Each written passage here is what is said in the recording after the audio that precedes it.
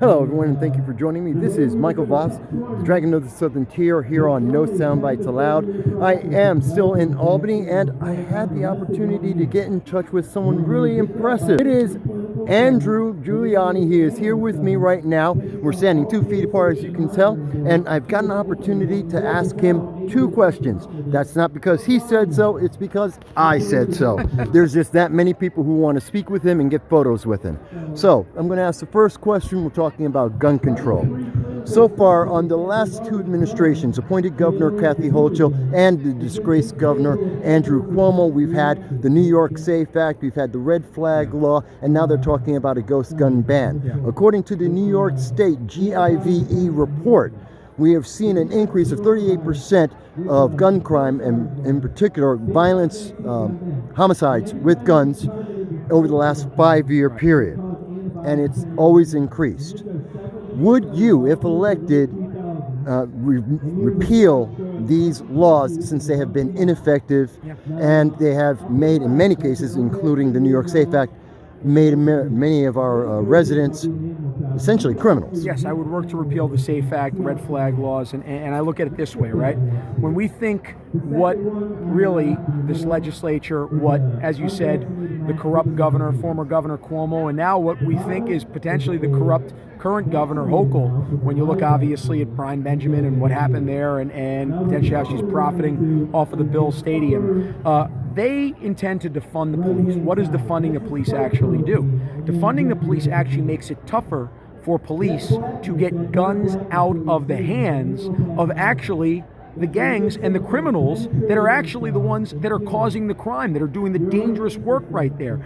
Instead, they seem to be going after our Second Amendment rights, which is absolutely absurd to me. We need to make sure that our police are fully funded. That way they can actually go after the criminals that are using those guns to actually hold those New Yorkers who are actually trying to do the right thing with their lives up. So the truth is, for me, I look at these and say, we need to make sure we preserve and get some of our Second Amendment rights back here in New York, and we make sure we fully fund the police as well. So that way they can go after the bad guys that are actually using those weapons for the wrong reasons.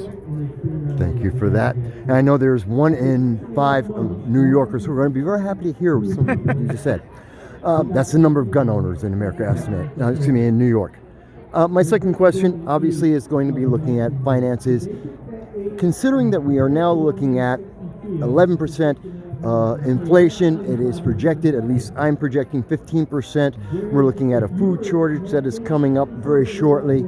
And considering that under, again, the disgraced Andrew Cuomo, under Kathy Hochul, we've seen that New York has had a $6 billion, now $8 billion, possibly $10 billion in debt. We have jobs that have gone by the wayside, 34,000 doctors and nurses that we have lost.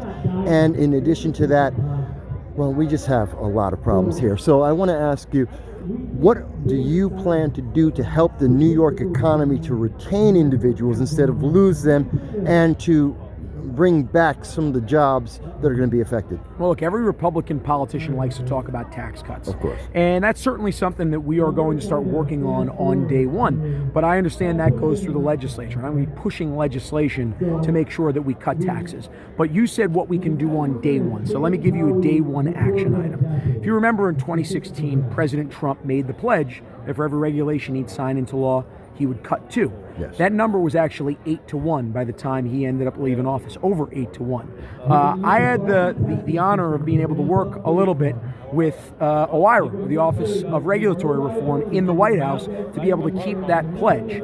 In the beginning of 2020, we had one of the lowest unemployment rates in the history of our country, and I think one of the main reasons was because of the regulatory reform agenda. So we will take the same type of regulatory reform agenda here in New York, one of the most over-regulated states, so that way, while we are working on tax cuts, we have already implemented and will continue to implement a regulatory agenda to make sure that New York is a business-friendly state, just like Florida, just like Texas, just like Tennessee, unlike currently New York and unlike California.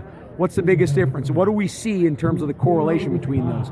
People are leaving New York and California for the rights of Texas, Tennessee, Florida. We need to make sure that we're more business-friendly, and regulatory reform, cutting the red tape, is one massive way that we can do it. All right. I'm a man of my word. You're a man of your word. I thank you for taking the questions with me today. Again, folks, this has been Andrew Giuliani. We're in Albany, New York at the People's Convoy.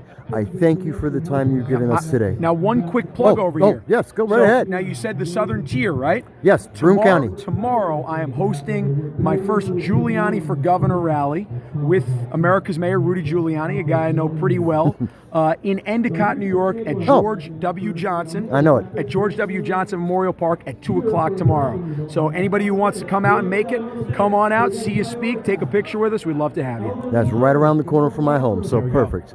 Thank you. Thank you.